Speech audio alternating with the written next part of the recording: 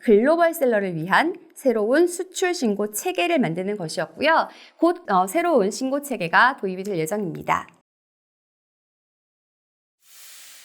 기존에 글로벌 셀링 측면에서 수출 신고 또는 수출 신고는 아니지만 수출 신고에 가름하는 신고 유사 체계가 다소간의 한계를 좀 가지고 있었습니다. 그래서 우리나라 관세청이 작년부터 준비해온 것이 바로 뭐냐면 전자상거래를 통해 거래하는 글로벌 셀러를 위한 새로운 수출 신고 체계를 만드는 것이었고요. 곧 새로운 신고 체계가 도입이 될 예정입니다. 그 새로운 체계라고 하는 것이 바로 전자상거래 전용 수출 목록 변환 시스템입니다. 기존에는 운송사가 주축이 되어서 목록 통관이라고 불리는 간이 수출 체계가 있었고요. 관세사를 통해서 이루어지는 우리가 얘기하는 일반 수출 신고가 있었습니다. 이 중에 목록 통관은 정말 운송 목록에 해당하는 정보 정도만 반영이 되다 보니까 수출 신고로서의 의미는 갖지 못했었고요.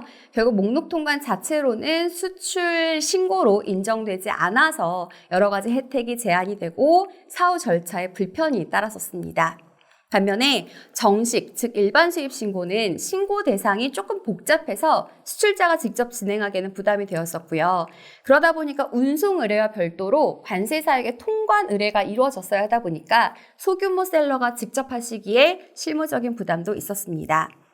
그래서 관세청에서 이 두 가지 제도의 한계를 보완해서 새롭게 만든 것이 새로운 전자상거래 전용 신고 플랫폼이라고 이해하시면 될 것 같습니다.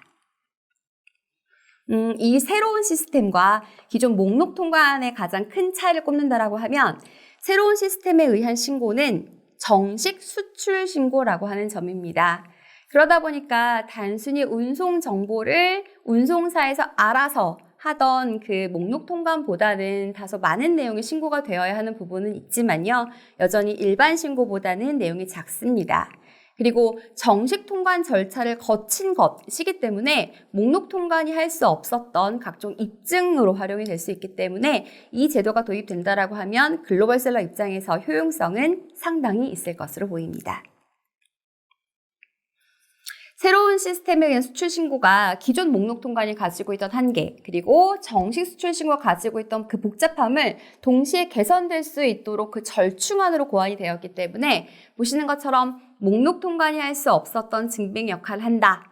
그리고 정식 수출 신고 대비해서는 보다 빠르고 간편한 신고를 할 수 있다라고 하는 장점이 있습니다. 우리나라 관세청은 이 체계를 도입하면서 셀러의 불편을 최소화하고자 했습니다. 그래서 셀러가 직접 관세사에게 통관을 의뢰하는 것이 아니라 운송사가 셀러를 대신해서 관세사에게 통관을 의뢰할 수 있도록 시스템을 구성을 하고 있고요. 신고 과정에서 필요한 정보를 운송사가 전송하는 섹션, 그리고 관세사가 전송하는 섹션을 나누어서 송신을 하고 이게 시스템 내에서 하나의 신고서로 작성될 수 있도록 말 그대로 정보 연계 방식으로 수출 신고를 간편하게 할 수 있도록 구성해 두었습니다. 현재 이 시스템은 거의 구축이 완료되어 있고요. 이 시스템의 내용을 담은 신고서 양식이 만들어지고 그 내용을 담은 관세청 고시가 정비가 되면 아마 10월경에 오픈이 될 것으로 예상이 됩니다.